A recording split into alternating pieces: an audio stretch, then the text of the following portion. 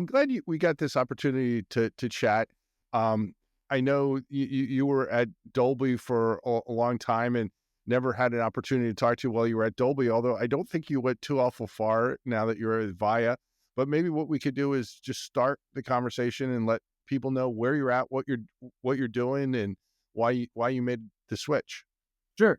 So I've been at Via for 2.5 years or so now, and been Via Via. It's potato, so it's like we get it both ways, no worries.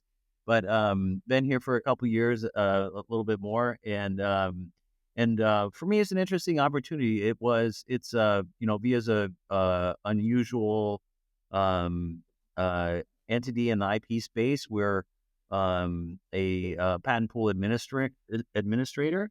And what that means is we end up working with a lot of licensors and licensees, and trying to broker licensing relationships and deals, and just a unique space. It requires just get exposed to a lot of different stuff, a lot of different people, and it's been it's a super unique and super interesting place to be.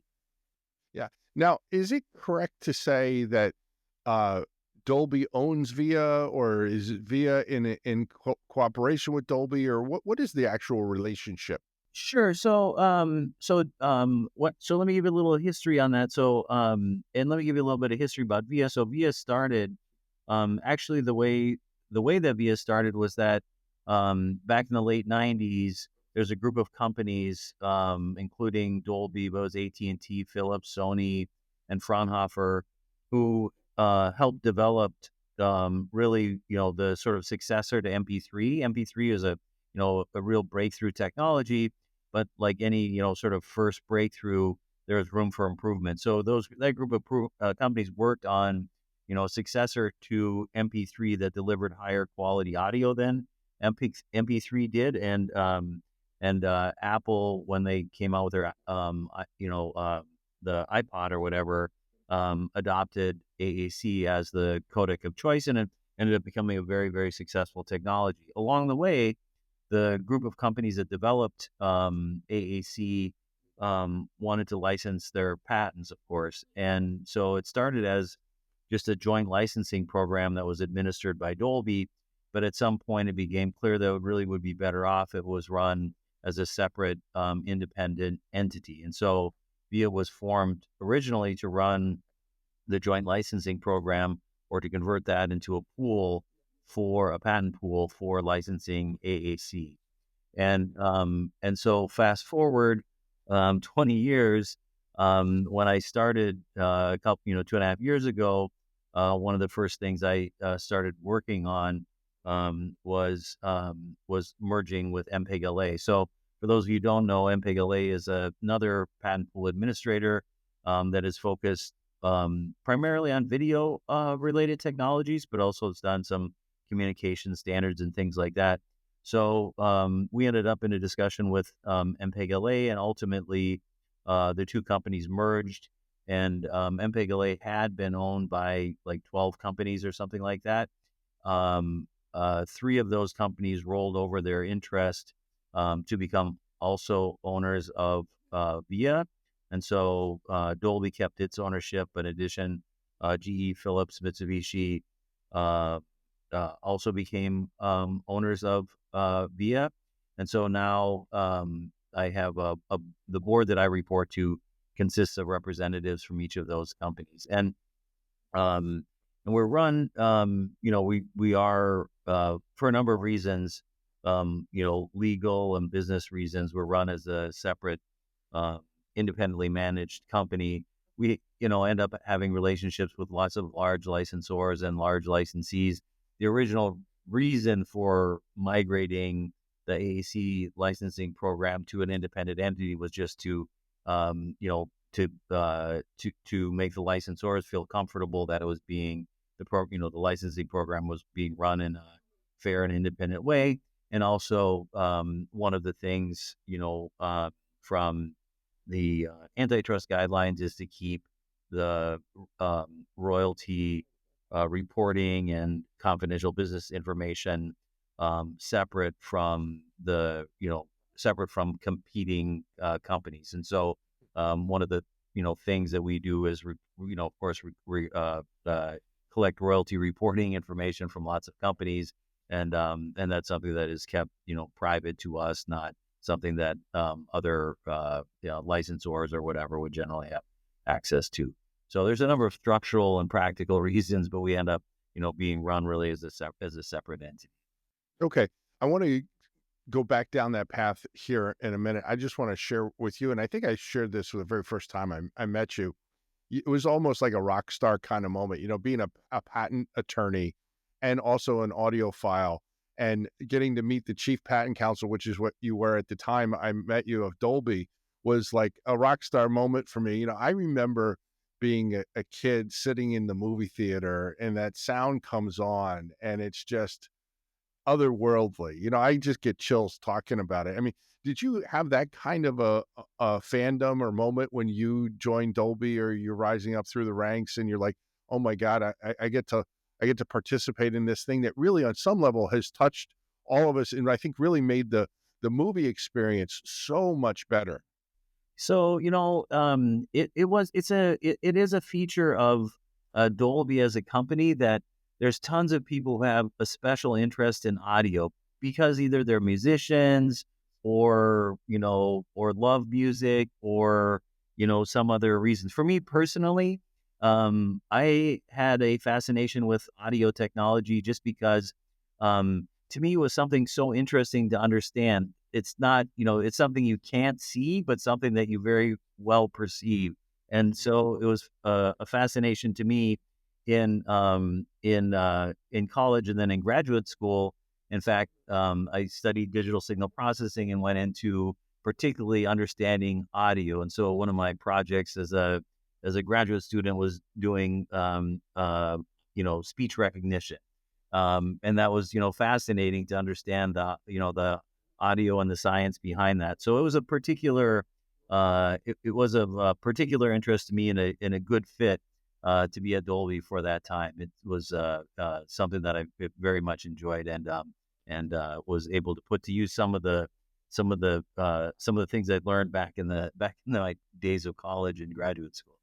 Yeah, I mean, I can feel that, because I'm an electrical engineer by training, and I spent time. Probably a lot of people don't know this about me, but I was a mobile DJ for a long time. And when I started as senior in high school, all the way through college and into law school, that's one of the things I did for extra money. I was never going to be a musician, and I certainly was never going to be a singer. And so my contribution to this field was spinning records at the time, literally spinning records. And I just love music. I love the sound. I love, movies. And it's Dolby has been such an important part, I think, of all of our lives. And so it's been really cool to see this develop. And it's interesting to see that now you're working for, really, you have a number of different bosses. You went from having one boss to now you have 4 or 5 or 6 different bosses, depending upon the pool, I suppose. But before we go too far down this path of talking about pools and getting into the nitty gritty, could you give us like a thumbnail sketch for those who maybe are unfamiliar with patent pools? What is a patent pool and what is its purpose? Sure. So the one,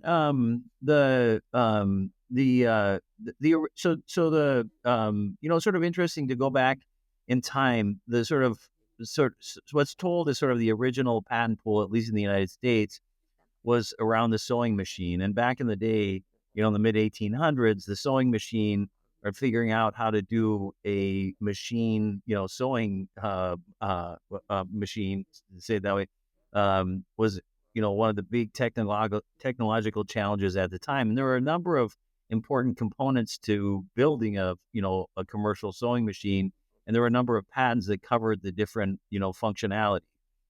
And a group of companies got together. There's some litigation that started to happen between the companies suing one company suing another, and they eventually got together and decided to pool their patents, give each other cross licenses, and then charge a royalty to anybody else who wanted to build a sewing machine. And so that's kind of the precursor to the modern day patent pools. But the idea behind it is that there are some technologies where you really need, particularly, for, things that are developing contemporaneously, you need to access a group of patents in order to have a functional device. And it's different than, it's sort of, the pharmaceutical industry is different because somebody invents a drug and there's a patent on that drug, and this, you generally don't need patents from different companies in order to use a particular drug. But for many technologies, it's a case that you need to use a bunch of things. And that's particularly the case in the modern world where you have communications, the need for devices from different companies to interoperate with each other. And so you end up with communications protocols, codec technologies where you have something that encodes a signal and then something else that needs to decode the signal. So you have these things that need to, work together with each other. So um, the um, the idea behind a patent pool is that it's a way to solve the patent licensing issues all in one place. And so the idea behind it is to take, whatever technology it is for this, for purpose of discussion, let's use the AAC, which is the audio codec that I mentioned earlier. Currently, we have 12 different companies that have patents that are relevant to the current version of that technology. And so those 12 companies, you'll have, many, there's literally some thousands of worldwide patents that are relevant to that particular technology. So we have, literally thousands of patents that we've packaged together. And somebody who wants to implement the current version of AAC can come to VIA and take a single license. And that single license covers those, thousands of patents around the world so that the company is free to go implement AAC in whatever product they want to. And of course, then the way, our business works is that we collect the royalty for, from each individual licensee.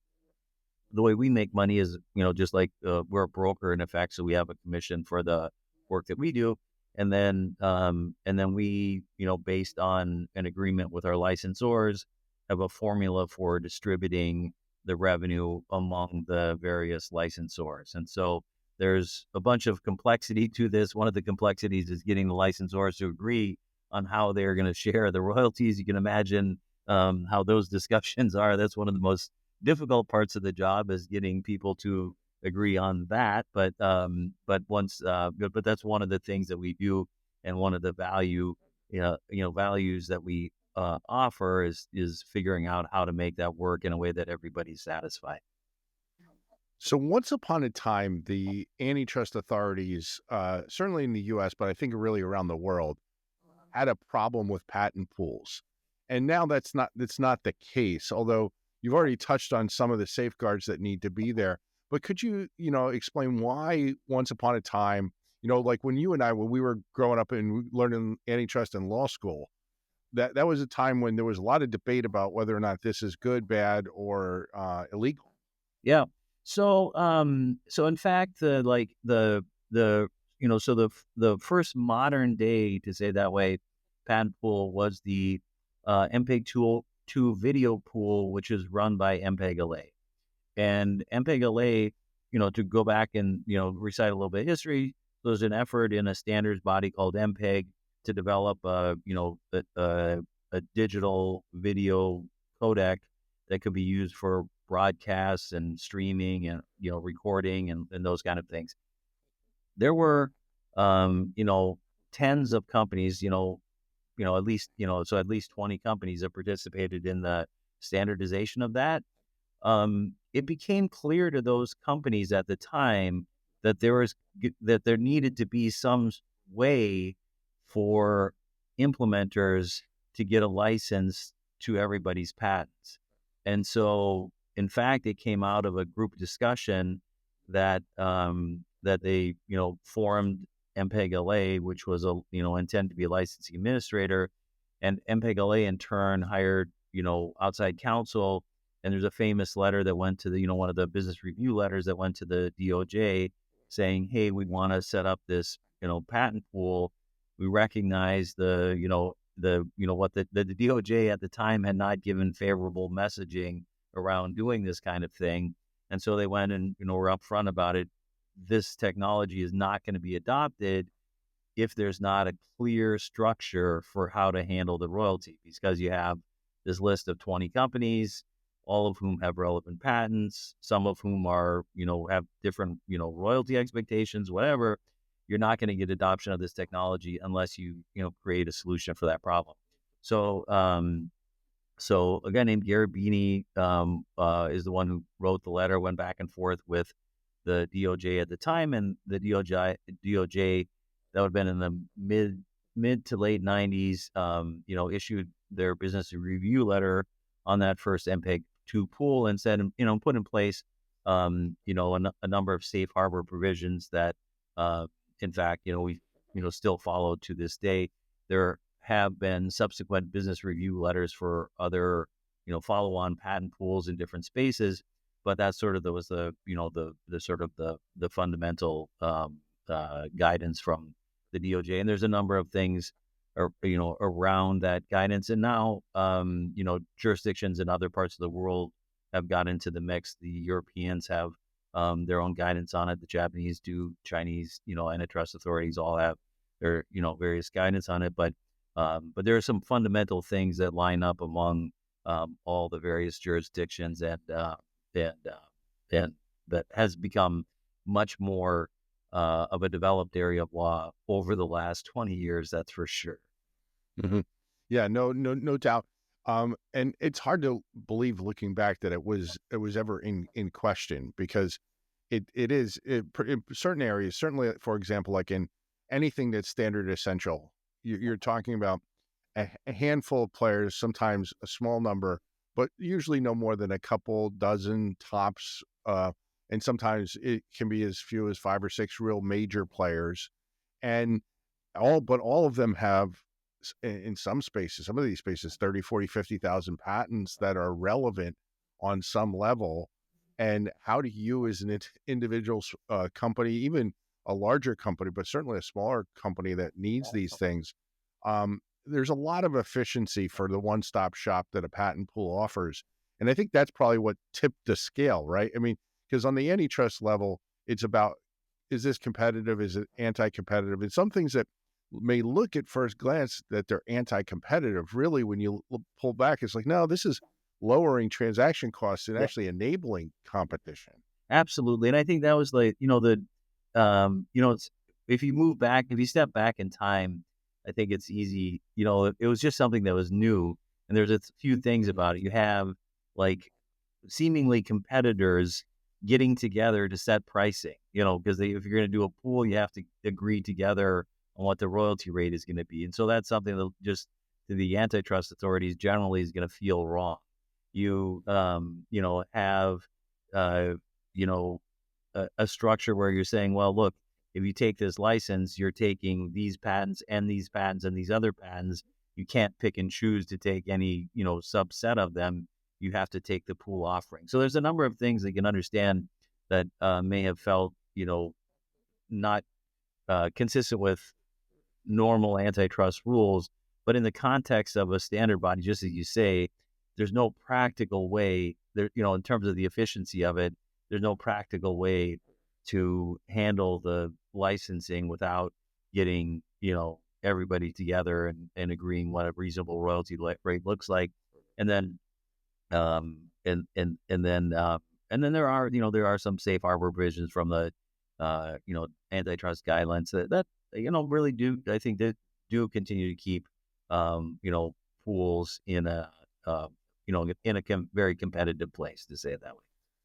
Yeah. And one of the things is, and correct me if I'm wrong, but the owners of the patents in a pool still have to engage in or be approachable to or amenable to talks on a bilateral level with people who want to go that route and not go the pool route, correct? Yeah. So, that's generally right. There's a little bit of, to put a fine point on it, that's one of the sort of safe harbor provisions of the, the guidelines from the DOJ. it's not the case. The other court systems have um, um, have determined that that's not always a requirement. So, for example, in the German courts, there's been enforcement where a patent owner who's licenses their patents through a pool has undertaken enforcement, and the German courts have found that making an offer through a pool satisfies your FRAND obligations. So it's not that you have to make a separate offer, that the fact that you're licensing them through a pool can qualify as a FRAND offer. What that means is that then it entitles you to the normal remedies available in German court, including injunction and damages. So there's a little bit of a finer point to it, is that is a safe harbor provision that people are willing to make a bilateral offer, but it's also the case that in some jurisdictions, the pool offer can satisfy any FRAND obligations that a licensor may have. Well, that's good, because that always struck me as just being form over substance, right? Because it works better for everybody, right? We've talked about lower transaction costs from the acquirer, but it lowers transaction costs from the patent owner's perspective too, because quite frankly, mega company A has a portfolio, mega company B, they have a portfolio, and me, if I want to do X, which overlaps, I can't do without both of them. So it just works, it seems to me, to everybody's benefit, to the whole industry's benefit, and consequently to the consumer's benefit, if you can just have a pool. Yeah. And it seems to me that pools are not problematic, they're the solution. Yeah, 100%. And in fact, I mean, that's exactly right. Is that, when I say, talking about the German court experience, is that, I mean, that the practical thing is the German judges, look at and see that, look, for example, our AAC pool has 1,000 licensees around the world. Our AVC, which is a video pool, has more than that. It has, nearly 2,000 licensees. So it's, in a certain way, it's unfair for somebody not to take the pool license when everybody else has sort of accepted it. And there's ways, to check, those programs in particular are both programs that have, what we see as a very reasonable royalty, huge licensee base. And so for somebody not to take the license is what feels like anti-competitive behavior, not the offering the program. Yeah, no kidding. And there are, and not, we're not to go down this path, but I just want to acknowledge, that there are some companies, and there are small number of companies, but they tend to unfortunately be very large companies that just don't want to license anything. And if there's anything that's anti-competitive, that's got to be it, because it affects everybody. I mean, how can I take a license knowing the minute I take a license that I'm going to be anti-competitive because I can't possibly sell for the same price as somebody who didn't take a license? Yeah, right. Absolutely. I mean, that's one of our important jobs, is making sure that everybody takes the license. So that's how that we spend a lot of time making sure that we get as many folks under license as we possibly can.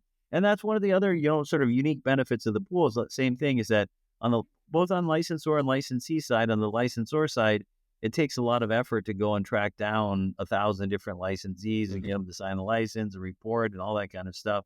There's a lot of complicated tax that goes along with this. It's one of the things, actually one of our biggest teams is around, the royalty services and tax reporting and things like that, because you have, say, companies in Korea, companies in Japan, paying companies in US, paying companies in China, paying, as you can imagine, there's a lot of complexity behind running a patent pool in terms of sorting out all those, those payments. So there's, what I'm trying to say is that, yeah, there's a huge amount of efficiency that, that both licensors and licensees benefit from when you think of all the details that you would have otherwise, having to have 1,000 licensees paying, 20 or 30 licensors. The complexity of it really builds up. It does. And it strikes me that there's also almost like an insurance kind of component to this, in a way, in that, you're not going out and buying patent infringement insurance, but what you're getting access to in some cases is hundreds of thousands of patents that, okay, well, I will not, if I make this payment, whether it's monthly, quarterly, yearly, paid up, whatever it is, I know I'm not going to get sued based on these patents. Yeah, right. And absolutely, Gene. And one of the other things, one of the other pitches we have around, the patent pool, and I really think this is true, is that in the marketplace, you will see, if you're a small company or a small inventor, the effort that it takes for you to go and find a way to monetize, like to go do it yourself, is a daunting task. To Yeah. go undertake, to go, what happens is maybe you find some kind of structure where you might choose to try to enforce against the largest implementers. So the Apples or Samsungs of the world. What a pool does for those kind of smaller entities is it creates a commercialization opportunity where you're going to get a reasonable return on your intellectual property, and it's an efficient way. You don't have to go and spend your life chasing down licensees.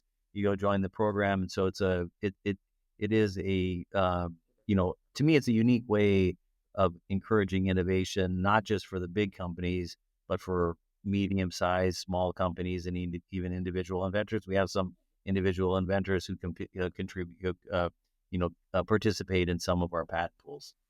Yeah, it's a way that people can get paid based on the contribution that they're making, and it seems to me that this is sort of in the patent community, our answer to BMI or ASCAP, they've been around forever, and it works. It just works for everybody. Everybody makes money, and and everybody you can't beat the deal from the acquirer, right? I can play practically every song or any song that you might ever want to play at your establishment, or have a license to let whoever comes in, whatever band comes in, whoever to play it, whatever.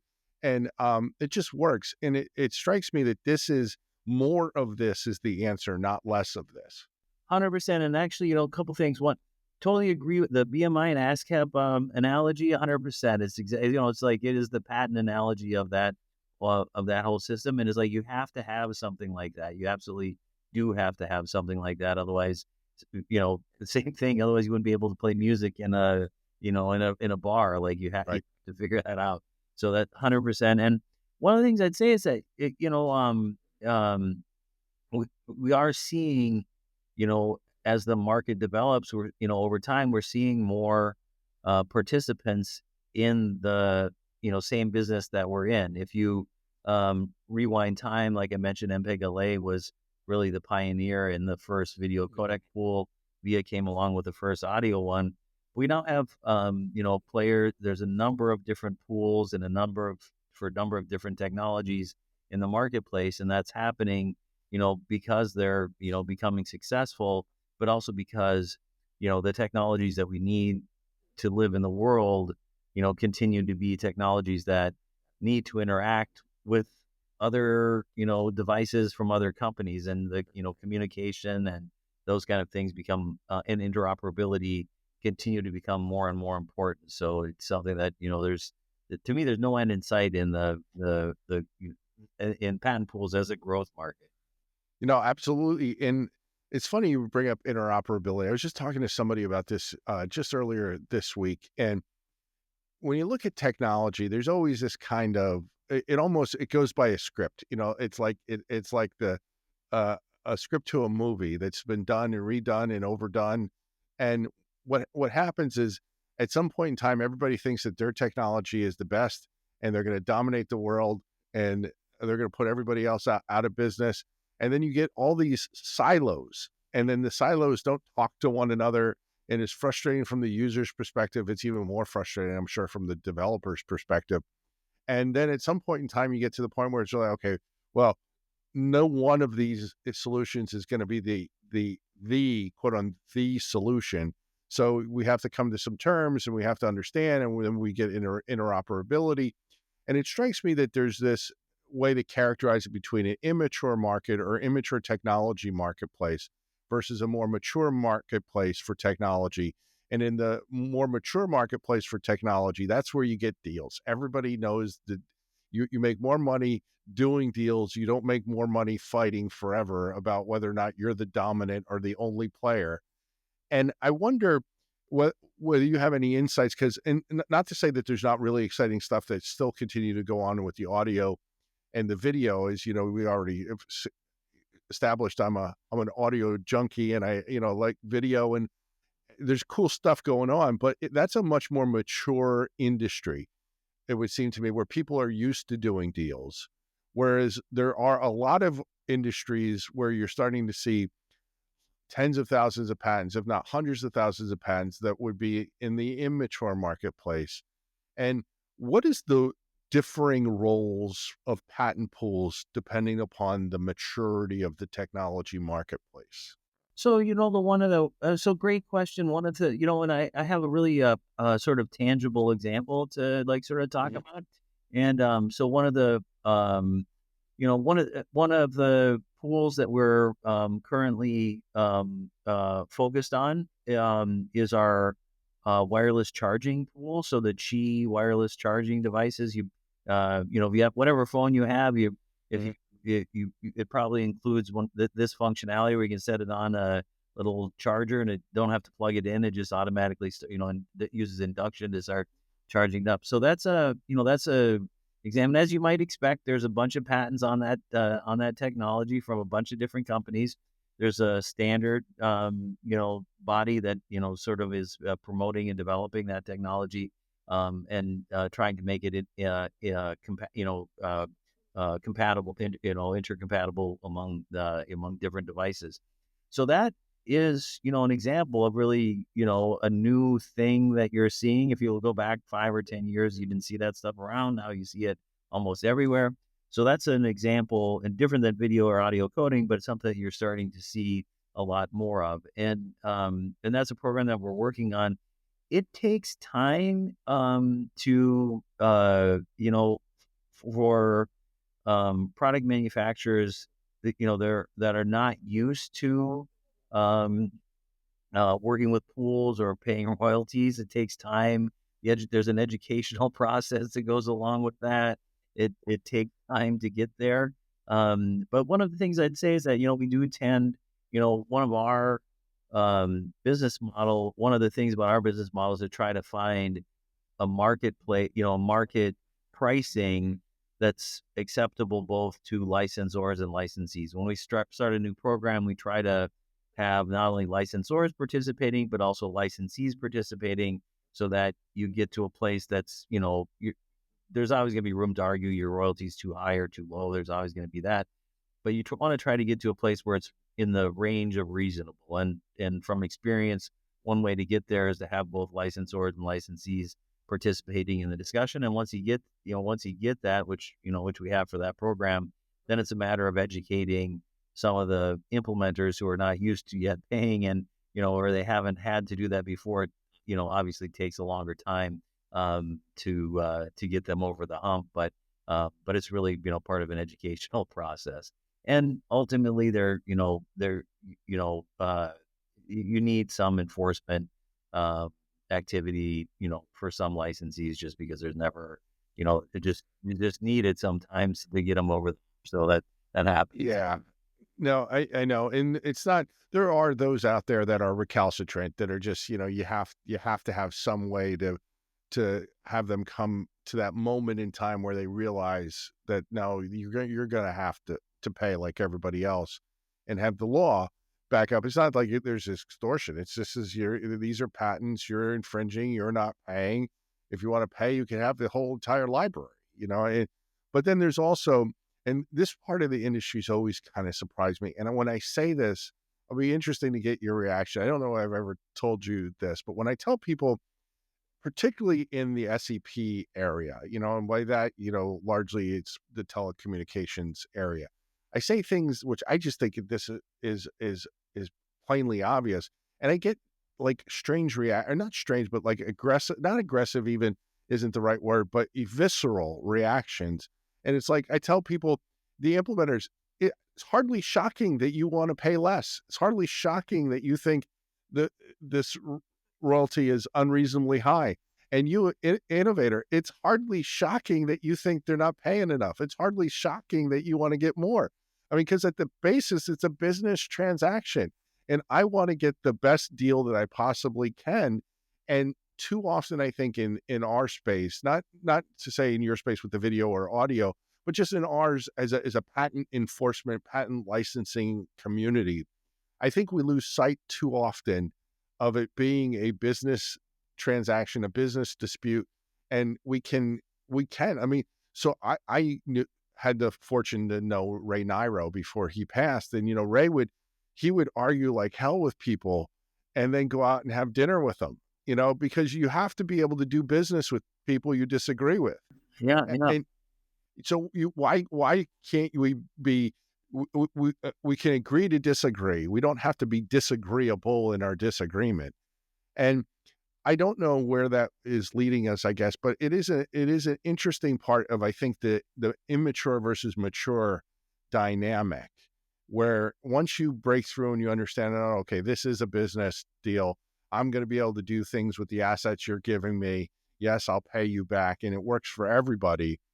That's a real breakthrough, it seems. Do you think we're there yet with some of the SEP stuff, which sometimes seems just hopelessly confrontational? Yeah, one. Well, let me say a couple things about it. One is that, I think there's always going to be some friction because there's big money at stake, and so like it's going to lead to litigation from time to time just because the stakes are so high. There's no way to me. There's no way to get around that, and that's going to happen. Again, that's hard. That shouldn't shock anybody, right? No, absolutely not. No, absolutely doesn't shock me anyhow. It's when there's a lot of money at stake, there's going to be disagreement from time to time, and that's going to happen. One of the things that has changed from my perspective over the last 10 years is that if you rewind time, as the a huge volume of products have increasingly come from Chinese-based manufacturing companies, and so that's the TCLs and the Hisense. For TVs, for phones, you have Huawei, which is again becoming more successful with their mobile phone business. You have Xiaomi, another worldwide mobile phone manufacturer, and there's really been huge growth in the development of Chinese companies. If you go back 10 years, I remember doing the first patent license deals with Huawei and ZTE, and it was kind of new to them. They hadn't taken patent licenses before, and just like I was saying, there's a little bit of an educational process that you had to work through to get over the hump in terms of appreciating the need for it.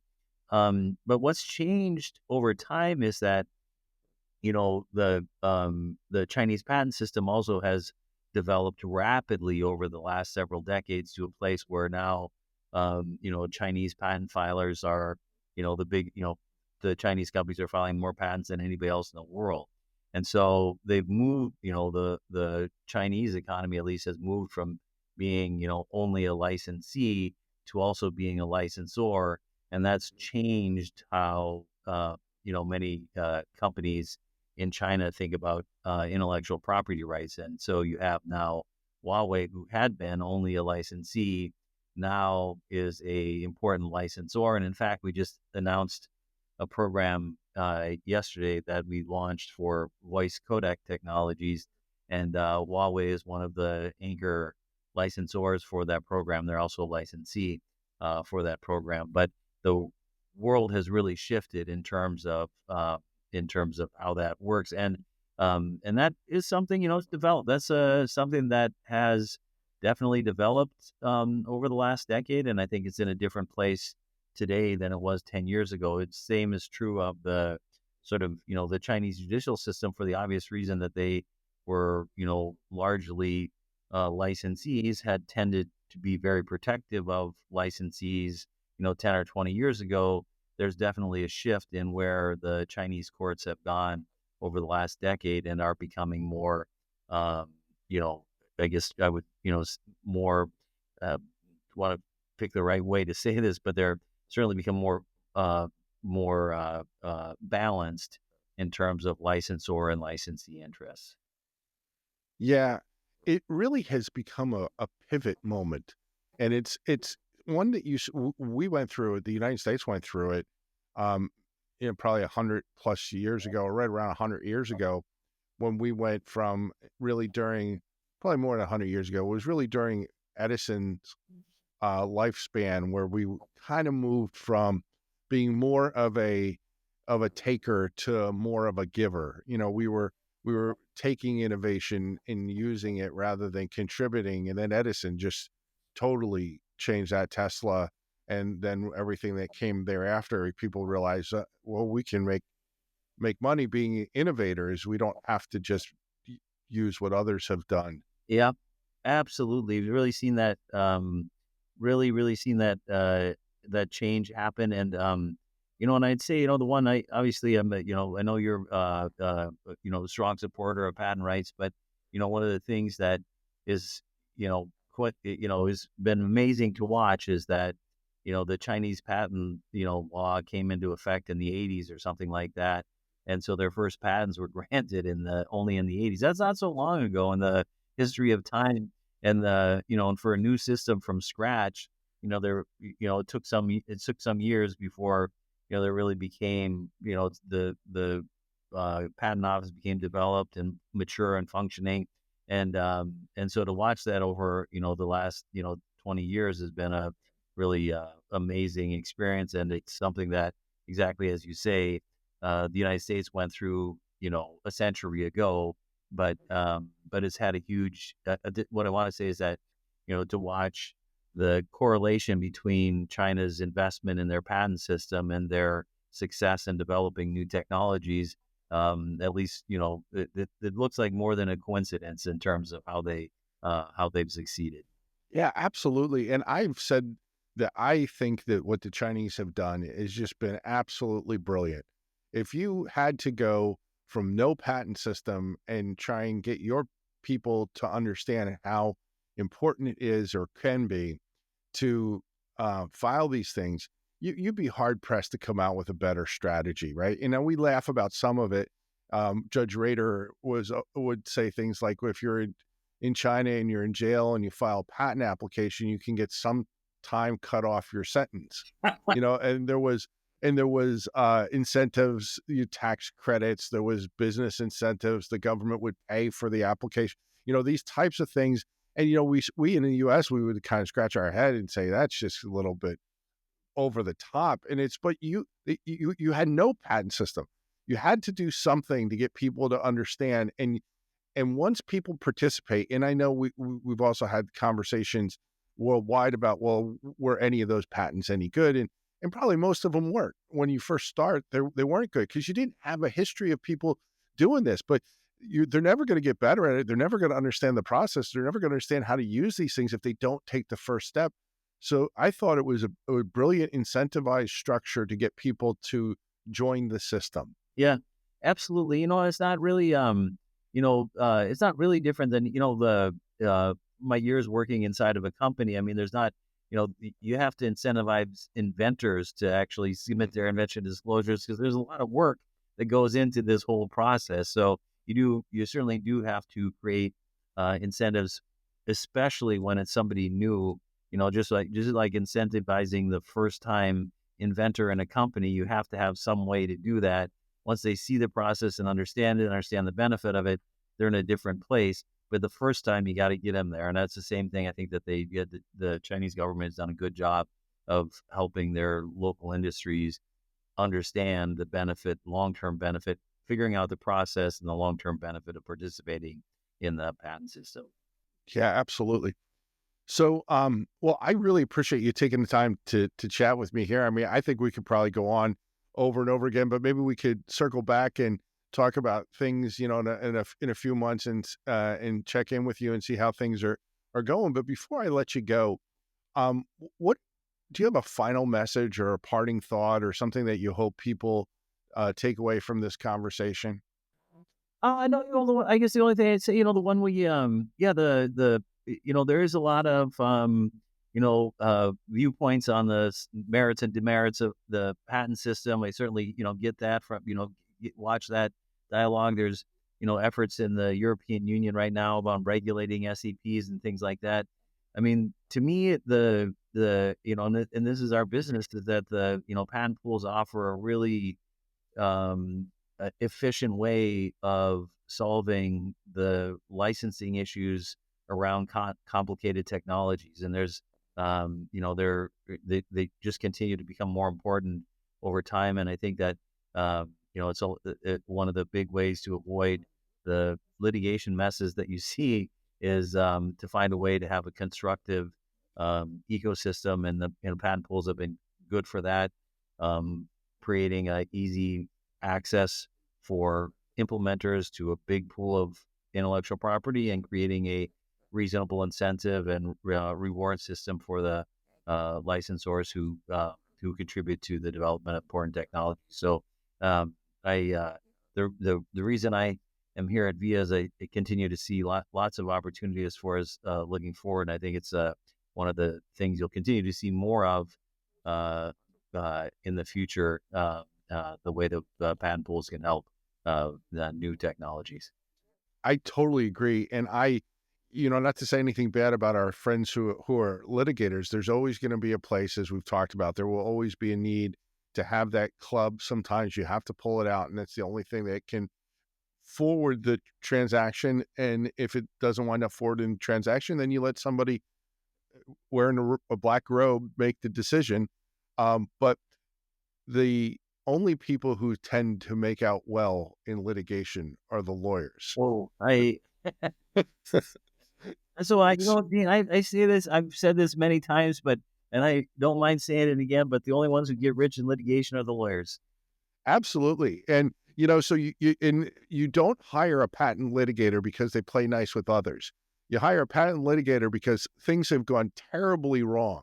Yeah. And you need to try and get things back on track. And I think I'm just a fan of any kind of arm's length negotiation, resolution, lower transaction costs. And I think that winds up raising all boats. When a rising tide lifts all boats, and that's the way to do it, is through cooperation. And because there's so much money to be made.